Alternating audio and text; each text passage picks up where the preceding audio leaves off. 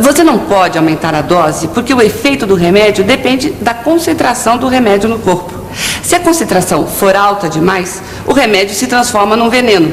Além disso, tudo o que você come ou toma leva um tempo para sair do corpo.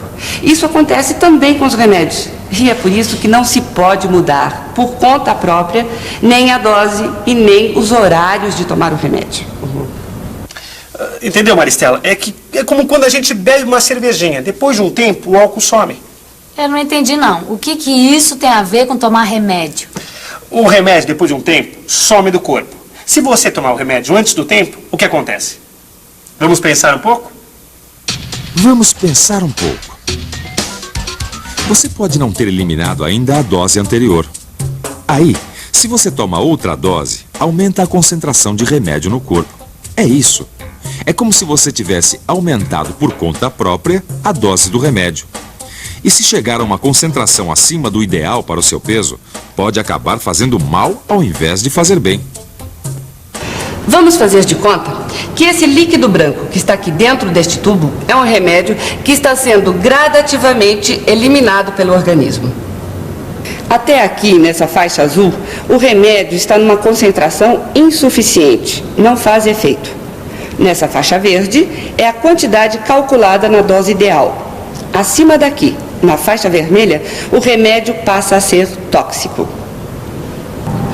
Quando o líquido chega aqui, na borda inferior da faixa verde, significa que está na hora de tomar nova dose para se ter o efeito desejado. Tudo isso foi calculado segundo o peso da pessoa. Então, nova dose está sendo ingerida pelo corpo. Mas se você tomar outra dose antes do tempo, olha só o que vai acontecer. Você vai ter uma dose do remédio ainda no corpo e vai receber mais, ultrapassando a quantidade ideal para o seu peso e entrando na faixa vermelha, onde o remédio passa a ser tóxico. Por isso, o remédio tem que ser tomado na hora certa e na quantidade certa.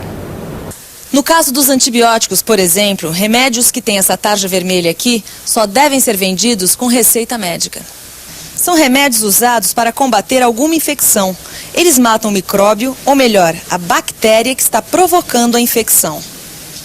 Se o antibiótico mata a célula da bactéria, ele também pode matar as células do nosso corpo. Por isso, o antibiótico deve ser tomado na hora e na quantidade certa. Não é mesmo, seu Pedro? Perfeitamente. Se a gente tomar a menos, o medicamento não combate as bactérias. Se tomar a mais, prejudica o próprio doente. E se o tratamento for interrompido antes do prazo? Esse é que é o principal problema.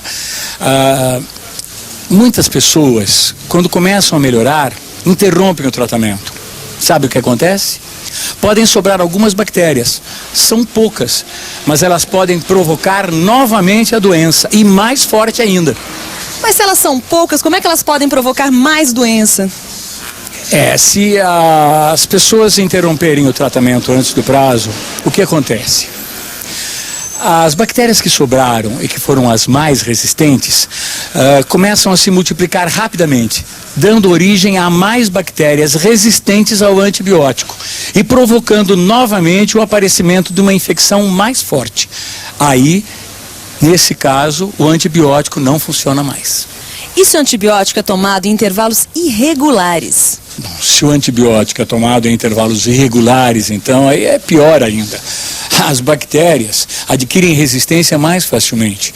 Nos intervalos em que a concentração do remédio no organismo é baixa, as bactérias se reproduzem e dão origem a bactérias resistentes. Puxa, eu não sabia que a concentração dos remédios no corpo da gente era tão importante assim. Um pouquinho a mais pode ser perigoso. No seu caso, dona Maristela, que tomou 3 aspirinas de uma só vez. É verdade, a aspirina baixa a febre. Mas se tomar demais, ataca as paredes do estômago. São os efeitos colaterais.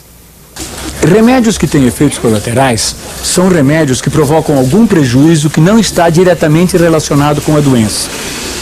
Todos os efeitos colaterais de um medicamento devem constar na bula. É sempre bom ter consciência do que se está tomando. Remédio só com indicação do médico. Puxa vida, mas esse negócio de concentração é muito importante, né? É concentração de remédio, concentração de metais na água que as indústrias jogam fora. É por isso que a água que sai das indústrias tem que ser tratada antes de ser jogada nos rios. Porque no final, a água dos rios volta para a torneira novamente. Eu li numa reportagem que a legislação exige que isso seja feito. Ó, tá certo, Clóvis, mas um pouquinho de metais a água sempre tem. E é bom pro nosso organismo, não é? Mas só um pouquinho, né? Lembra o que a Áurea falou? O que acontece com os remédios também pode acontecer com certos metais. Em grande quantidade, são tóxicos, mas se não estiverem presentes no organismo humano, também provocam certas doenças.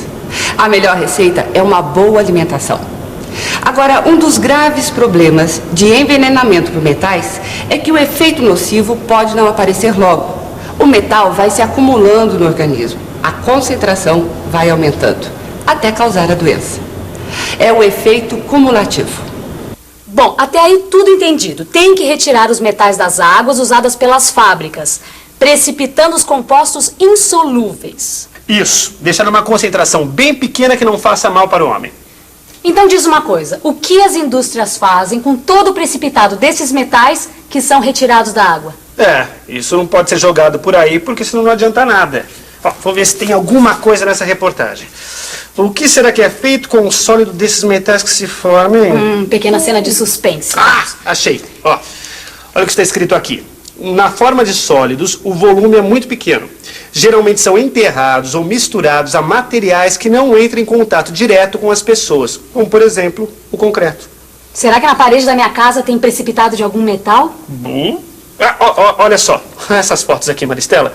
Aqui diz que nunca são enterrados em lugares que tem lençol de água por perto. Olha aqui, ó, diz também que são compostos quase insolúveis. A quantidade que se dissolve na água da chuva é muito pequena. Nossa, quanta coisa a gente aprendeu na nossa teleaula de hoje, hein? Agora é a hora da nossa revisão. E atenção, se liga aí que é hora da revisão. Nessa teleaula, nós aprendemos que mais nem sempre é melhor. Uma substância pode ser tóxica em grande quantidade, mas benéfica em pequena quantidade. Os metais, por exemplo. Vimos também a importância das concentrações dos remédios, porque não se pode aumentar a dose por conta própria. E por que se deve seguir rigorosamente os horários de medicação. Também aprendemos que os precipitados sólidos, que se formam quando as indústrias limpam a água que usaram, recebem um tratamento especial para não poluírem o meio ambiente.